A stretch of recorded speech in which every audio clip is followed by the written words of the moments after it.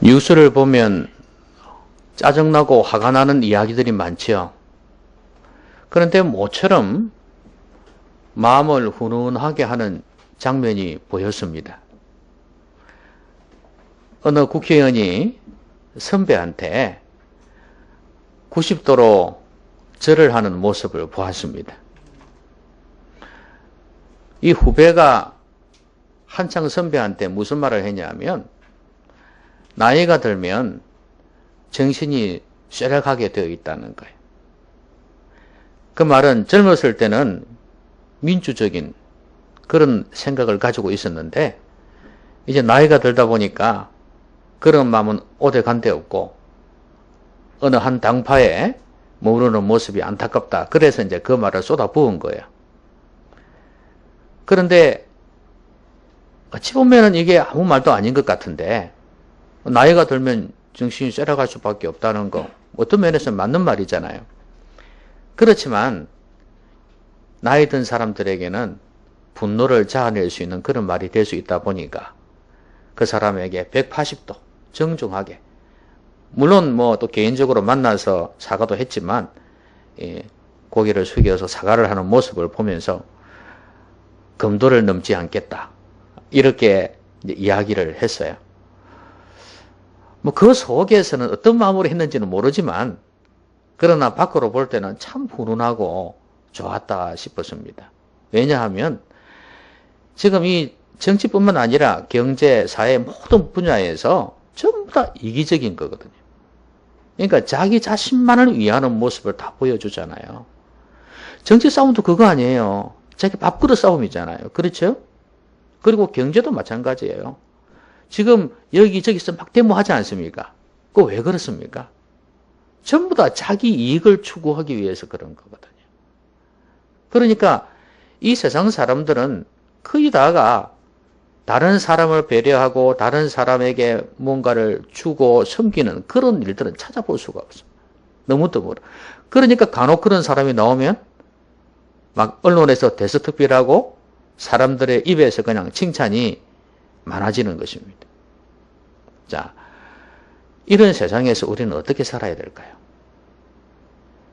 전부 다 이기적인 사람들로 구성되어진 세상 속에서 우리 성도들은 어떻게 살아야 될까요? 그들과는 다르게 살아야 되겠죠? 반대로 살아야죠. 왜 그러냐면 이 세상을 지배하는 자는 마귀입니다. 마귀가 이 세상을 지배하기 때문에 그 세상에 속한 사람들은 직접 간접으로 마귀의 영향을 받고 있단 말이죠. 그럼 우리가 그들과 다르게 살아야 된다는 것은 마귀하고는 반대로 살아야 된다. 대적하며 살아야 된다는 거예요. 이게 바로 영적인 싸움입니다. 여러분, 모든 분야에 기독교인들이 들어가 있지 않습니까? 그런데도 왜 똑같이 서로 물고 뜯고 싸우냐 이거죠. 반대 정신이 없어서 그렇습니다. 그러니까 내가 지금 영적인 싸움을 싸우고 있구나, 저 세상 사람들은 마귀가 잡고 있구나, 그렇기 때문에 나는 그들과는 다르게 살아야 되겠구나, 반대로 살아야 되겠구나, 이렇게 마음을 먹어야 되는데 그렇게 마음을 먹지를 않는다는 거예요. 똑같이 살고 있어요. 우리가 그들과 다른 생각을 하고 다른 가치관을 가지고 다른 삶을 살아야 될 이유가 바로 여기에 있습니다. 우리는 하나님의 자녀이기 때문에, 우리는 그들과 구별된 자들이기 때문에. 그런데 구별된 것 같지가 않아요. 그렇죠? 여러분들의 삶 속에는 어떻게 살고 있습니까? 안 믿는 사람들 하는 대로 합니까? 그들과는 좀 다르게 살려고 합니까? 영적인 싸움입니다. 영적인 싸움이라는 것은 교리 속에서만, 이론 속에서만 있는 게 아니에요. 영적인 싸움은 우리 생각에서부터 시작하고요, 우리의 삶에까지 연결됩니다. 우리가 하나님의 뜻 가운데에서 말씀대로 살지 못하면 영적인 싸움에서 지는 겁니다. 내가 아무리 영적 전쟁에 관한 설교를 듣고 책을 읽고 그리 한다 할지라도 내 삶 속에서 구별되게 살지 아니하면, 그들과는 반대 정신으로 살지 아니하면 영적 전쟁에서 지고 마는 것입니다. 그들과 한패라고 말이에요. 오늘 이런 이기적인 세상 속에서 좀 다르게 살아야 될 것을 주님께서 제자들에게 말씀하십니다. 그러면 우리는 이 세상에서 제자로서 성도로서 어떻게 살아야 될 것인가? 이 말씀이 바로 우리에게 그 비결을 가르쳐 주고 있습니다. 오늘 말씀을 통해서 여러분도 좀 다르게 사시기 바랍니다. 성도답게 사시기 바랍니다. 구별되게 사십시오. 그게 주님의 이름을 욕되게 하지 않는 것입니다. 자칫 잘못하면 내가 주님 위한다 하면서 믿음의 사람이라 하면서 주님의 이름을 가릴 수 있다는 사실을 한시도 잊지 말아야 됩니다. 오늘 주님께서 그 제자들에게 여러 가지 교훈을 주시는데요. 제일 먼저는 요한이 예수님께 와서 질문을 합니다. 예수님, 제가 이렇게 쭉 오다가 보니까 예수님의 이름으로 귀신을 내쫓는 자들이 있었습니다. 그 사람들 보고 너희들도 우리하고 같이 가자 이렇게 이야기를 했거든요. 그런데 그 사람들이 안 간다 그러더라고요. 그래서 제가 검했다. 너희들은 예수님하고 같이 오지도 않으면서 예수님의 이름으로 귀신을 쫓아내냐? 하지 마라! 이렇게 했다는 거예요. 예수님 잘했죠? 이렇게 이야기를 했어요. 예수님께서 무슨 소리? 금하지 마라. 내 이름을 의탁하여 능한 일을 행하고 즉시로 나를 비방할 자가 없다. 우리 편이 아닌 게 아니야. 왜 우리를 꼭 따라다녀야만 우리 편이라고 생각하냐?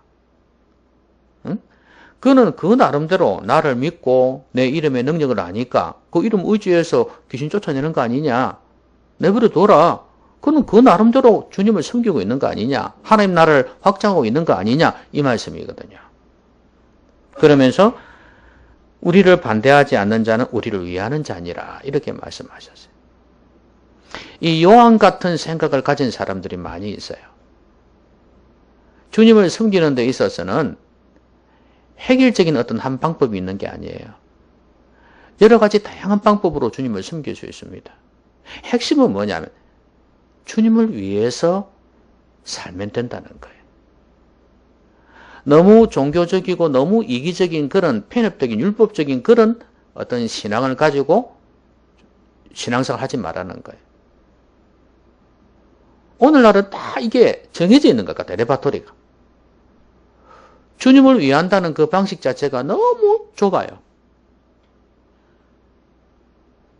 세상에서는 엄청나게 범위가 넓은데 좁은 교회 안에서 어떻게 할 것인가 이것만 궁리하고 있다 이 말이죠. 예배 잘 참석하고 기도 많이 하고 말씀 많이 보고 헌금 많이 하고 봉사 열심히 하고 전도 열심히 하고 이거죠. 이것만 잘하면 뭐예요?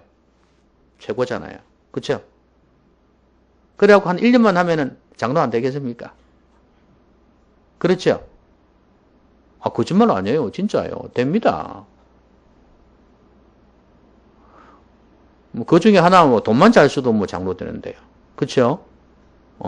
남한테 식사 좀 잘 사주고 돈만 목사님들하고 이 부교육자들에게 막 선물 갖다 주고 이러면요. 1년만 있으면 장립집사 장로 됩니다. 그런데 그렇게 좁은 방식에 여러분도 길들여져 있어요. 그런데 우리가 살고 있는 세상은 그렇게 좁지가 않습니다. 넓은 세상이 있습니다. 지금 제가 말씀드린 그것을 하지 말라는 게 아니에요. 당연히 그거는 기본이에요. 근데 그것으로만 만족하고 그걸 내가 신앙이 좋은 것처럼 생각하는 게 문제라는 거예요. 이 세상에 나가서 우리가 해야 될 게 얼마나 많은데 각 영역에서 주님의 이름을 드러내고 많은 사람을 대하면서 빛과 소금의 역할을 감당하고 예수 그리스도의 성품으로 그들을 대해야 되는데 그런 것은 전혀 하지 않으니까 주님의 이름이 욕을 들어먹잖아요.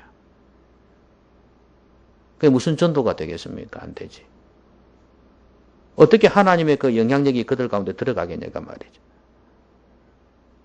이걸 보면 참 이제 우리는 이 요한처럼 우리를 따르지 않으면 틀린 거야. 이렇게 생각해서는 안 되겠다고 말이에요.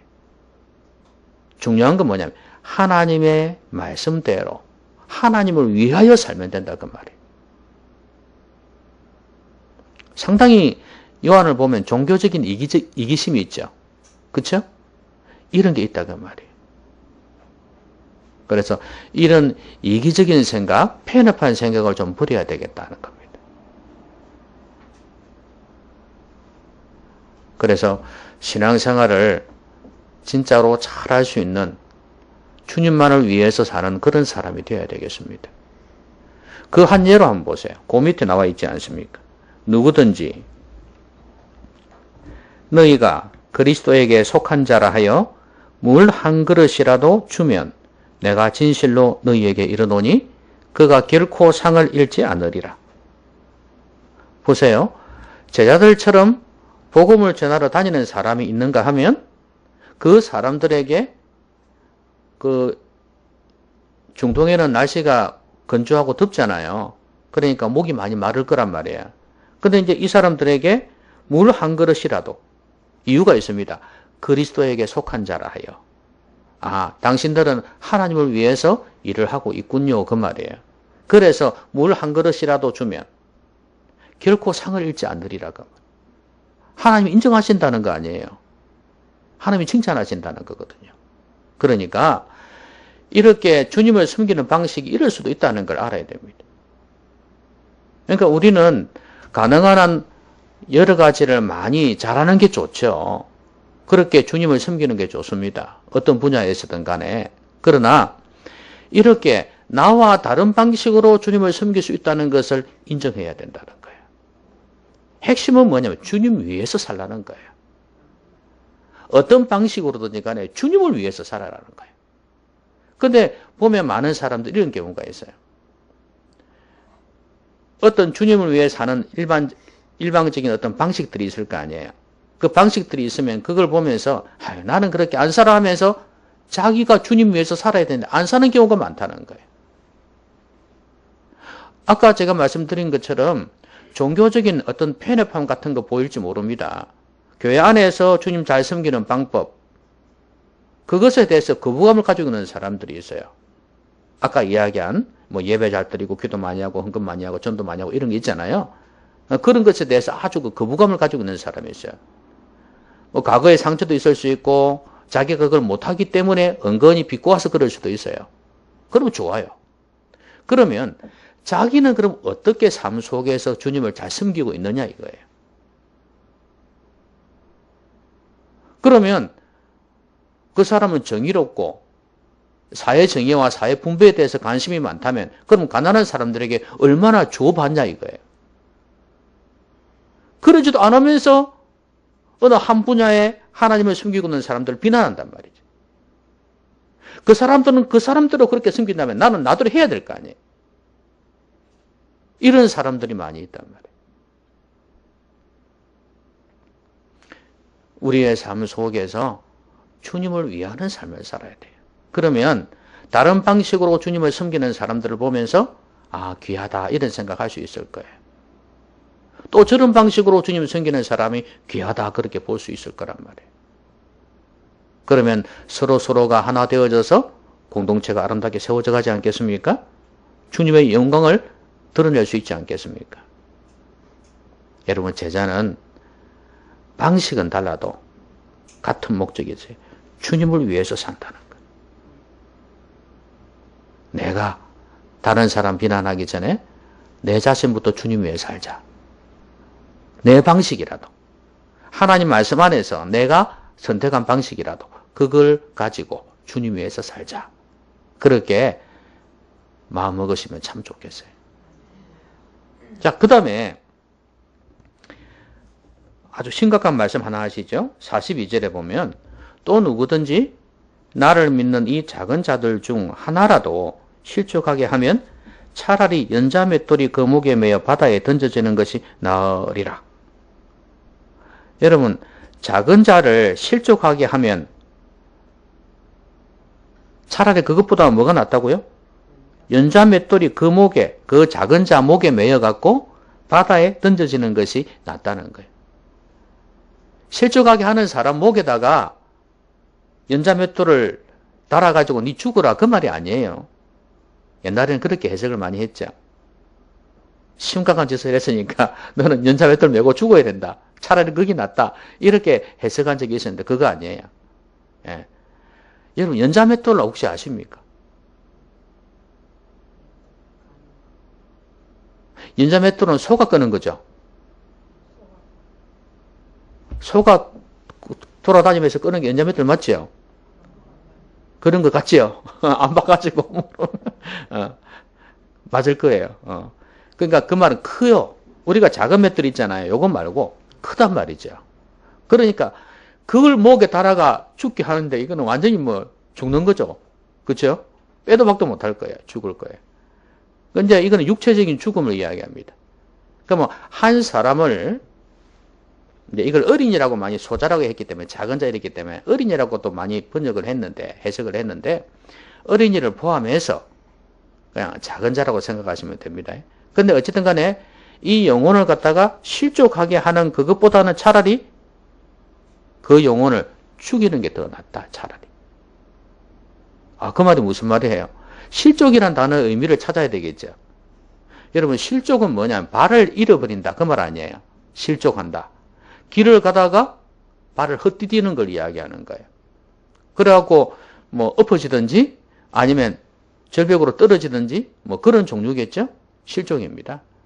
근데 이건 비유인데 결국은 뭐냐면 실족, 여기서 말하는 실족이라는 것은 단순히 넘어지게 하는 그 차원이 아니에요. 여기서는 죄를 짓게 만드는 거다. 그리고 단순히 그냥 어떤 한 죄를 짓게 만드는 차원이 아니고 죄를 짓게 만들고 하나님을 떠나게 만드는 거예요. 하나님의 길을 가다가 거기서 넘어지게, 멀어지게 만든다는 거예요. 그게 바로 실족하게 하는 거예요. 이 행동을 누가 했냐 하면 거짓 교사들이 많이 했잖아요. 소경이 소경을 인도한다고 그랬지 않습니까? 그러니까 이게 그 천국 가야 될 백성을 그러니까 산이나 바다나 들로 막 다니다가 한 영혼을 구원해가지고 뭐 100배나 뭐 지옥 자식이 되게 한다는 그런 말씀 있지 않습니까? 그런 경우예요. 이 사람들을 그냥 잘못 거짓된 교리나 말씀으로 가르쳐가지고 지옥 자식이 되게 만들어버리는 거예요. 이 경우가 그런 경우라고 볼 수 있어요. 그러면 우리하고는 상관이 없는 거겠네? 목사님은 상관이 있겠어요? 이렇게 여러분들은 생각할지 모릅니다. 아니요. 하나님의 말씀을 잘못 가르쳐서 지옥에 가게 하는 거, 그거는 뭐 이단이나 그럴 수 있겠죠. 잘못된 교리를 가르쳐서 그럴 수 있겠죠. 그런데 여기서 말하는 것은 그 한 사람에게, 소자에게 미치는 영향력입니다. 어떤 영향력을 미치느냐 문제예요. 우리는 알게 모르게 사람들에게 영향을 미치고 있습니다. 그런데 우리가 부정적인 영향을 미쳐서 그들이 믿음의 생활하는데 방해되게 한다거나 또 아니면 하나님께로 오지 못하게 만들어버리는 일이 있어서는 안 되겠다는 거예요. 그게 바로 실족해 하는 것이라 그 말입니다. 여러분 그거 보셨잖아요. 미랑이라는 영화 이야기 들으셨지 않습니까? 그 자기 아들을 잃은 그 여자 있지 않습니까? 그래도 마음을 추스리고 신앙생활을 잘해보려고 했습니다. 그죠? 그런데 그 아이를 죽인 사람이 장로였죠. 그죠? 그 사람이 사람 죽여놨고 감옥에 들어가가지고 면회하러 갔는데, 내가 감옥에서 내가 하나님 앞에 장로가 아니구나. 살인자죠. 그쵸? 그 사람이 거기서 예수 믿었다 이거예요. 예수 믿고 그래서 하나님 앞에서 다 회개했다. 하나님 다 용서해 주셨다는 거예요. 그래서 뻔뻔한 얼굴로 하고 있는 거예요. 그래서 이 여자가 충격을 받았습니다. 와, 그럼 내는 뭔데? 아들 죽은, 아들 잃어버린 나는 뭔데? 그럼 하나님이 다 용서했나? 그럼 끝난 거네? 그럼 나는 뭔데? 자기는요, 교회를 다니면서 이제 예수님 이름으로 용서하려고 그랬어요. 그래 마음하고 진짜 많이 힘들어갖고 마음을 가다듬고 가가지고 이제 용서하려고 그랬습니다. 그런데 자기가 선수 치고 와가지고 다 용서받았대요. 전혀 이 사람한테 미안한 마음도 없어. 아니 설령 그랬다 할지라도 와가지고 정말 미안합니다. 가슴 아프시죠? 이래 하고 막 이리 해야 되는데 당당한 모습이요. 뻔뻔한 모습이에요. 다 용서받았다 이거예요. 이 사람이 교회를 안 나가잖아요. 완전 반실성한 여자처럼 되어버립니다. 물론 이 사람은 초짜병이고 예수 믿은 지 얼마 안 됐지만 그래도 이게 우리에게 주는 메시지가 있어요. 믿는 사람들이 어떻게 해야 되는가요? 그건 가해자잖아요. 그런 면에서 보면 어찌 보면 갑이란 말이에요. 믿는 우리가 다른 사람에게 어떤 영향을 미치느냐. 그 사람처럼 하나님을 떠날 수도 있다는 걸 알아야 돼요. 물론 그 여자도 문제죠. 그렇다고 주님 떠납니까? 하나님 앞에서 그거는 해결해야 될 문제죠. 그 사람을 미워하든 뭐 어떻게 하든 상관없지만 하나님 앞에서 해결해야 될 문제 아닙니까? 그러니까 어쨌거나 그렇게 약한 자도 있다는 거 알아야 돼요. 우리 믿는 사람은 안 믿는 사람들에게 빛과 소금의 역할을 감당해야 된다는 거예요. 믿는 사람이 더하더라. 그런 말 들어봤죠? 그렇죠? 뭐 부자들이 더하더라는 말도 많이 들어봤겠지만 믿는 사람들이 더하더라는 말 들어보셨잖아요. 정말 그렇습니다. 늘 말씀드리지만 안 믿는 사람들보다 못한 아이들, 못한 부모들 너무 많아요. 그 사람들이 어떻게 생각하겠어요? 아이고 너희들 같은데 내가 왜 예수 믿어?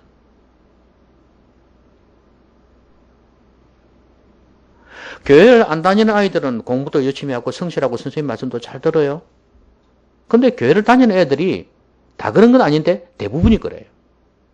찌질이 공부도 못하고. 그러니까 교회를 가는가 봐요. 찌질이 공부도 못하고 말도 안 듣고 성실하지도 않고. 교회 다니는 아이라고 해서 왜 그런 애들이 없겠습니까? 공부 잘하고 성실하고 말 잘 듣는 애들이 없겠습니까? 이거는요, 성적의 문제가 아니고 성실함의 문제예요. 성실하게 했는데도 불구하고 성적이 생각보다 안 나오면 그거 어떻게 하겠습니까? 부모들도요, 웃깁니다. 믿는 사람들이 더 하다니까요. 안 믿는 사람, 맨발로 뛰어가도 못 따라가요. 인격이나 사람을 대하는 태도에 있어서도 너무 모자란 사람들이 많아요. 교회 다니면서. 이래가지고 세상 사람들에게 거룩한 영향을 미치겠습니까? 그들이 교회 오고 싶겠어요? 마리아 하나님 보고 예수 믿으라고 하지만, 교회 오라고 하지만, 안 믿는 사람들은 눈에 보이는 게 사람들인데, 여러분 이 말씀을 기억하십시오. 믿는 사람들에게 하나님 말씀은 성경입니다. 안 믿는 사람들에게 하나님 말씀은 믿는 그리스도인들입니다. 안 믿는 사람들에게 하나님 말씀은 믿는 그리스도인들이라고요. 그걸 보고 하나님을 믿는다 이 말입니다. 마태복음 5장 16절에 그런 말씀이 있지 않습니까? 너희 착한 행실을 통해서, 빛이죠. 빛을 사람들 앞에 비치게 하여 너희 착한 행실을 통해서 그 많은 사람들이 하나님 아버지께 영광을 돌리게 하라고 말씀하셨어요. 여러분, 종교적인 안에서도 이런 영향을 미칠 수 있겠지만 우리가 믿는 사람으로서 사람들에게 좋은 영향을 미쳐야 됩니다. 손해도 볼 줄 알고 배려도 할 줄 알아야 돼요. 그런 면에서 볼 때 정치계도 마찬가지고 경제계도 마찬가지고 믿는 사람들이 곳곳에서 기득권을 가지고 있을 거 아닙니까? 좀 내려놓고 베풀 줄 알아야 돼요. 믿는 사람들이 더 하단 말이에요. 그래 놓고 뭐라는 줄 아십니까? 그래가지고 교회에서 헌금 많이 하면 알겠습니까? 세상에서는 세상 사람들에 대해서 그렇게 인색하게 착취하듯이 그래 놓고 교회에서 헌금 그것도 뭐 많이 하진 않았겠지만 다른 사람 위해서 많을 수 있잖아요. 그러면 인정받는 거예요.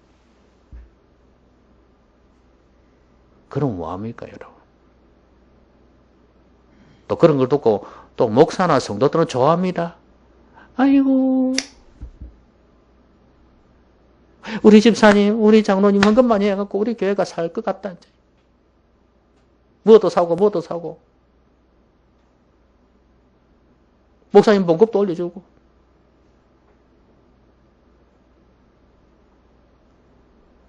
웃기지 않습니까 여러분?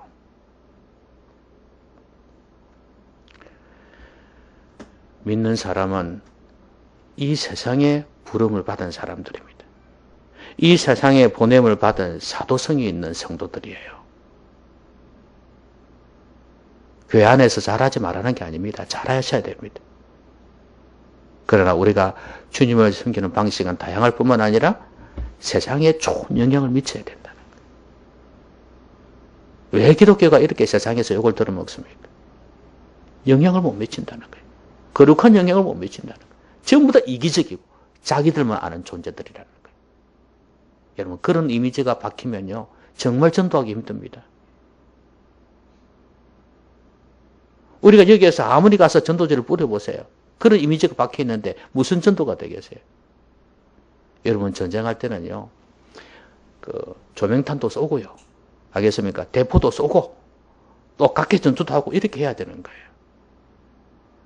이게 사실은 더 중요해요. 이게 어느 정도 돼야지 크게 박살 내놓고 그 다음에 뛰어 들어가서 이렇게 해야지 전쟁에서 이길 가능성이 있지. 큰 덩치가 있는데 그걸 부수뜨리지 못하는데 가서 1대1로 싸워보세요. 되는지 안 되지.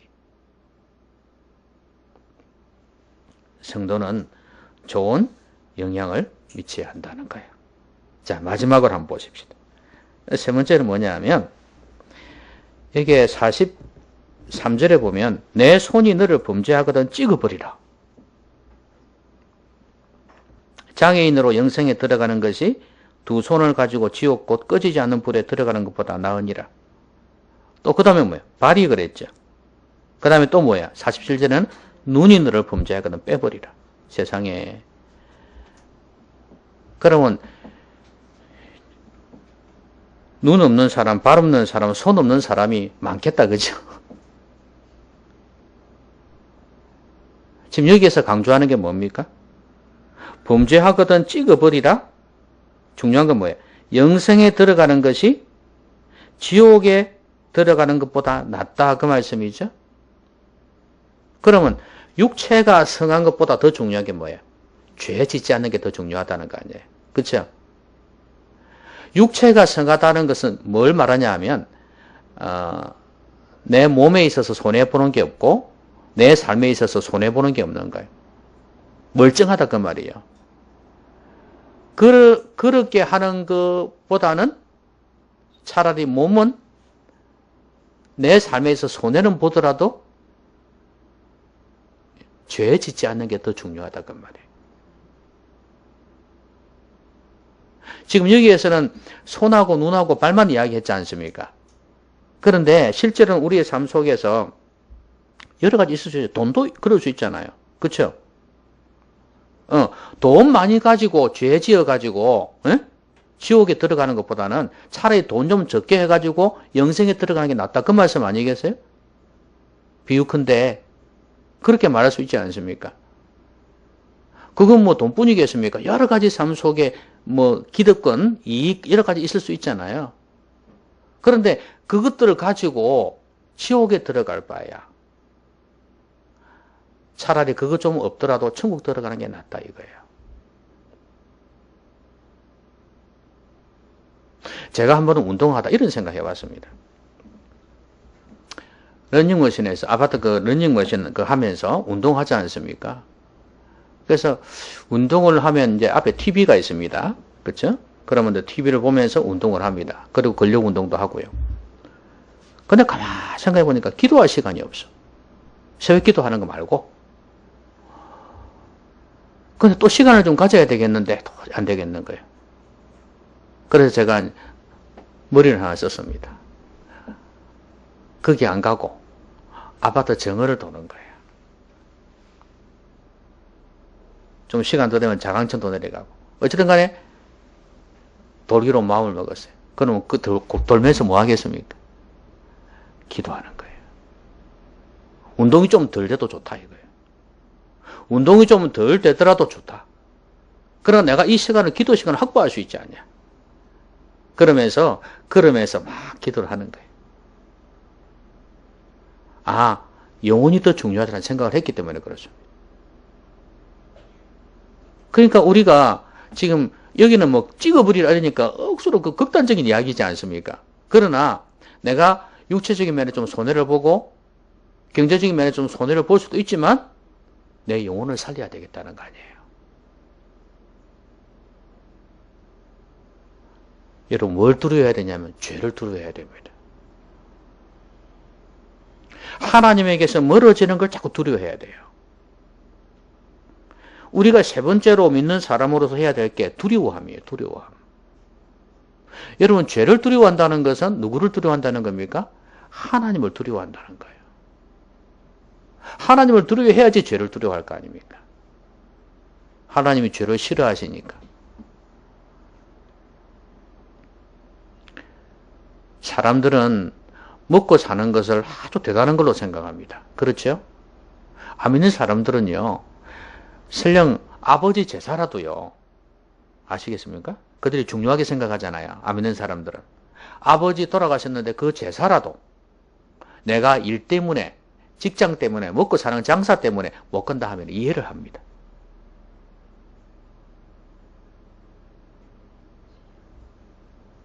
심지어 초상이 나도 그렇습니다. 내가 외국에 출장을 가야 된다. 아니면 또 내가 무슨 일을 해야 된다. 그래서 진짜 중요한 일이 있어서 못 간다 그러면 이해를 합디다. 안 그렇던가요? 결혼식도 그래요.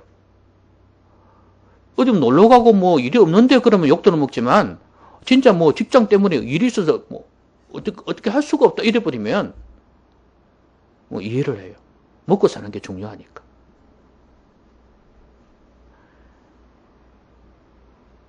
그러다 보니까 우리 기독교인들도 먹고 사는 이런 문제, 그죠?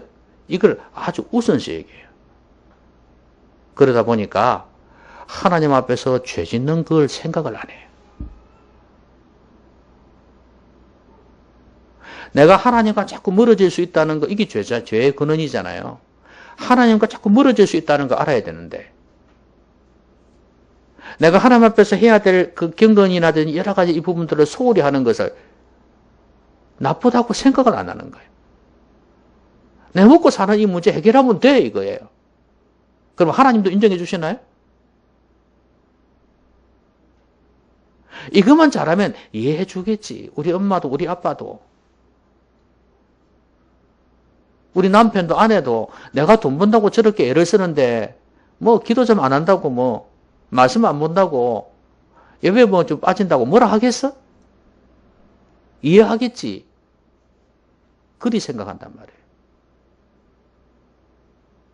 여러분 잊지 마십시오.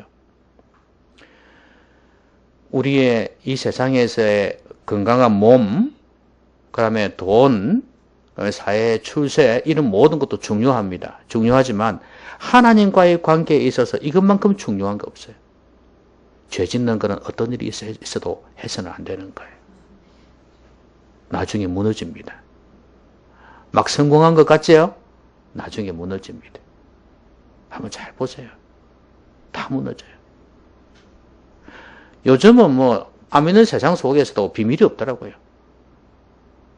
그 옛날에 막 남이 부러워하는 그런 거 막 누리고 이랬는데 차근차근 다 드러나잖아요. 개망신 당하고 자녀를 멀리 도망가고 뭐 다 드러나잖아요.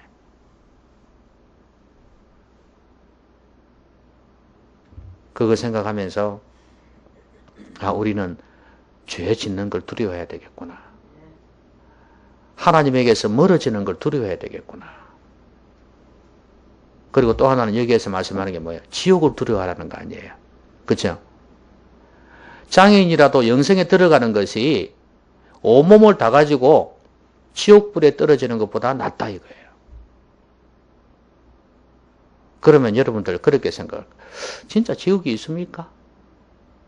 천국이 있습니까? 이런 사람이 또 있을지 모르겠어요. 내가 하나님은 믿는데 지옥이 있는 건지는 모르겠다 이러면서. 근데 여러분이 믿는 하나님께서 지옥이 있다고 말씀하십니다. 이 말씀이 하나님 말씀이듯이 하나님 믿으면 이 말씀을 믿듯이 하나님을 믿는 사람은 이게 기록된 지옥을 안 믿을 수가 없다 그 말입니다. 지옥이 없다고 생각하는 사람은 하나님을 안 믿는다는 이야기입니다. 돌려서 말하면. 하나님께서 분명히 경고하셨습니다.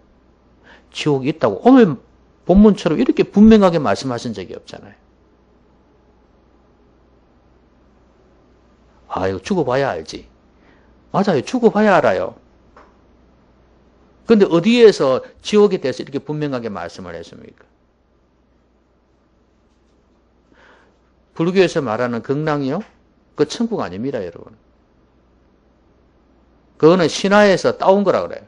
전설에서 따온 거라 그러더라고요. 불교 포교 국장이 그랬습니다. 생각해보세요. 불교에서 어디 지옥이 있겠습니까? 안 그래요? 그냥 내가 돌을 닦고 참선하고 그래가지고 뭐 대단한 걸 깨달았다 그랬는데 깨달은 게 뭔지 모르겠지만 생로병사 하는데 뭐 자기는 죽었는데 뭐 살을 깨닫기는 뭘 깨달아요? 제자들이 그 왕자잖아요. 왕자니까 밑에 얼마나 대단한 사람들이 있겠어요. 그 왕자를 같이 따라다간 이 사람들이 선생님으로 초대해 준 거예요. 부처라고 초대해 준 거예요. 그것밖에 없어요. 뭐 하나님이 부처라고 인정했겠어요? 뭘 했겠어요? 세상의 욕심을 끊어버렸다. 이게 해탈입니다. 불이에요, 불. 지옥은 그리고 천국은 성경에 있습니다. 이거 분명히 있다고 말씀하지 않습니까? 여러분 지옥을 두려워하셔야 됩니다. 죽고 난 뒤에 과연 끝일까요? 예? 죽고 난 뒤에 과연 끝일까요? 여러분 우리가 지금 이 땅에서 신앙생활 할 때 지옥을 생각하지 않는다는 것은 기복신앙이라는 이야기예요. 지옥을 생각하지 않으면 진정한 신앙이 될 수가 없어요. 지옥을 생각할 때 내가 이렇게 살아서는 안 되겠구나 이렇게 되지 않겠습니까? 왜냐하면 잘 죽었다는 것은 잘 산다는 걸 이야기하거든요. 잘 살아야 잘 죽는 거거든요. 믿음으로 살아야지 잘 죽는다. 잘 죽는다는 건 천국 가는 거예요. 제 아버지도요. 그렇게 안 믿는 집안에 살던 사람인데 집안 다 제사 지내고 절에 이름 올라가 있고 그랬는데 딱 이제 병석에 눕게 되니까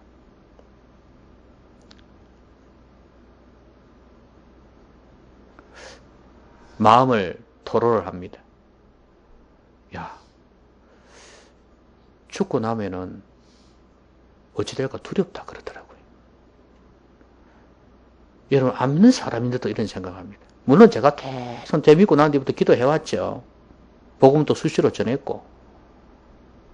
그래도 집안이 안 믿는데 내가 어찌 믿겠노? 다 제사지는 욕 안 하겠나 이거예요. 아이고 그래도 괜찮습니다. 아들이 목사인데 괜찮습니다. 그래도 아프니까 이제 마음이 약해지는 거예요. 그러니 이제 죽고 난 뒤에 끝은 아닌 것 같은데 두렵다 그러더라고요. 여러분 절호의 찬스 아닙니까? 다 복음을 전했죠. 또 다시 한 번 더. 죽고 나면 예수님 믿을 때 죽고 나면 천국 갈 수 있다. 아버지 말대로 지옥과 천국이 있다. 분명히 있다. 그러니까 예수님 믿으면 천국 갈 수 있다. 걱정할 칸도 없다. 그래 예수를 영접했지 않습니까? 그 뒤로 계속해서 또 복음 몇 번이고 확인하고 비록 교회는 못 나갔지만 병석에서 투병하는 동안에 예수님을 믿고 신앙생활을 했으니까 계속 기도하고 여러분 죽고 난 뒤에 끝이면 얼마나 좋겠습니까? 이거를 다 잊어버리면 얼마나 좋겠습니까? 예? 수면 내시경 할 때 다 잊어버리듯이 수술할 때 마취할 때 다 잊어버리듯이 저는 그게 참 좋아요. 다 잊어버리니까 너무 좋아요. 그러니까 죽음도 그렇게 끝이면 얼마나 좋겠어요. 무에서 무로 돌아간다 이러면서. 근데 여러분 우리의 영혼이라는 걸 생각할 때 죽음은 끝이 아니다 이 말이에요. 분명히 죽음 후에 세계가 있다고 말씀하십니다. 지옥을 두려워하십시오. 여러분 천국 가는 게 우리 힘으로 갈 수 있는 게 아닙니다. 하나님 은혜로 가는 겁니다. 그러니까 쉬운 것 같으면서 어려운 거예요. 그래서 하나님 주신 말씀대로 예수 그리스도를 믿고 죄를 회개하고 돌아서는 거예요. 이게 쉬운 것 같지만요. 정말 힘들어요. 차라리 내 힘으로 가는 게 더 나을 것 같아요. 힘들어요. 하나님 은혜가 없이는 안 되니까. 내 진정성을 하나님 앞에 표현하고 죄를 자백하고 예수님 믿으면 천국 갈 수 있습니다. 그리고 삶 속에서 거듭난 사람은 죄를 자꾸 멀리 하려고 합니다. 지옥을 두려워하시기 바랍니다. 죄를 두려워하고 지옥을 두려워하십시오. 말씀 맺겠습니다. 우리는 늘 이기적인 세상에서 내 자신만 생각하고 내 자신의 형통을 위해서 이기적인 어떤 그런 기복적인 신앙을 가질 수 있습니다. 이제 우리 성도는 그래서는 안 된다는 거예요. 좁은 편협한 생각이 아니고 좀 넓은 마음을 가지고 다양한 방식으로 주님을 섬길 수 있다는 거. 그래서 주님을 위해서 사는 게 중요하다. 주님을 위해서. 그리고 좋은 영향력을 미쳐야 된다. 자꾸 내만 생각하는 게 아니라 다른 사람을 배려하고 다른 사람에게 좋은 영향을 미칠 수 있는 그런 사람이 되어야 된다. 얼마나 기독교인들이 이기적인 모습 보였으면 그런 모습으로 사는지 몰라요. 이제 우리는 믿는 성도로서 다른 사람에게 좋은 영향을 미치고 본을 보이고 빛과 소금의 역할을 해서 그들이 주님께로 돌아오는데 조금이라도 보탬이 돼야 안 되겠습니까? 장애물이 되어서는 방해물이 되어서는 안 될 거 아니에요. 여러분이 가족으로서 응? 가족으로서 믿는 사람으로서 부모님에게 잘 못해가지고 다른 형제들이 교회 가고 싶지 않다는 마음 들게 하면 안 되잖아요. 그렇죠?